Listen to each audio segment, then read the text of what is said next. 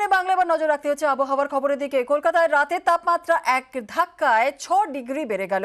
আগামীকাল থেকে আবহাওয়ার পরিবর্তনের পূর্বাভাস। আর কি বলছে হাওয়া অফিস, আপডেট নেব। আমাদের সঙ্গে রয়েছেন আমাদের প্রতিনিধি বিশ্বজিৎ সাহা। বিশ্বজিৎ, হাওয়া অফিস কি বলছে? দেখো, তাপমাত্রা বেড়ে গেছে, বাতাসে জলীয় বাষ্পের পরিমাণ এবার বাড়বে এবং যার ফলে বাতাসে জলীয় বাষ্পের পরিমাণ এবং তাপমাত্রা এক ধাক্কায় অনেকটা বেড়ে যাওয়ায় আজ কলকাতা সহ উপকূল ও সংলগ্ন বিভিন্ন জেলাতে, উত্তর চব্বিশ পরগনা, দক্ষিণ চব্বিশ পরগনা, পূর্ব মেদিনীপুর, বিশেষ করে এই জেলাগুলিতে একেবারে যে সকালের দিকেই কুয়াশা এবং ধোঁয়াশা টাইপের, অর্থাৎ জলীয় বাষ্প ঢুকছে আর তাপমাত্রা এক ধাক্কায় অনেকটা বেড়ে গেছে।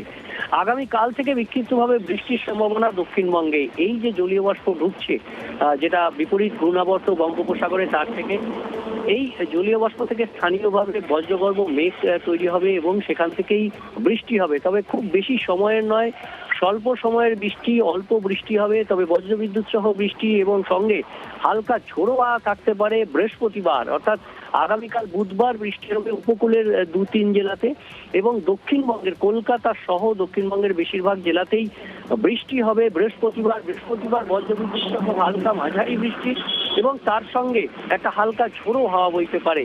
আর এই বৃষ্টি কন্টিনিউ করবে রবিবার পর্যন্ত। তবে শুক্রবার বৃষ্টির পরিমাণ একটু কম থাকলেও শনি রবিবার আবার বৃষ্টির পরিমাণ বাড়বে। উত্তরবঙ্গের ক্ষেত্রে খুব বেশি বৃষ্টির সম্ভাবনা নেই। মালদা ও 2 দিনাজপুরে আগামীকাল বৃষ্টির সম্ভাবনা রয়েছে, বজ্রবিদ্যুৎ সহ হালকা বৃষ্টি। তবে শনিবার ও রবিবার পশ্চিমী ঝঞ্ঝার প্রভাবে দার্জিলিং এর পার্বত্য এলাকায় আবার বৃষ্টির সম্ভাবনা। ধন্যবাদ।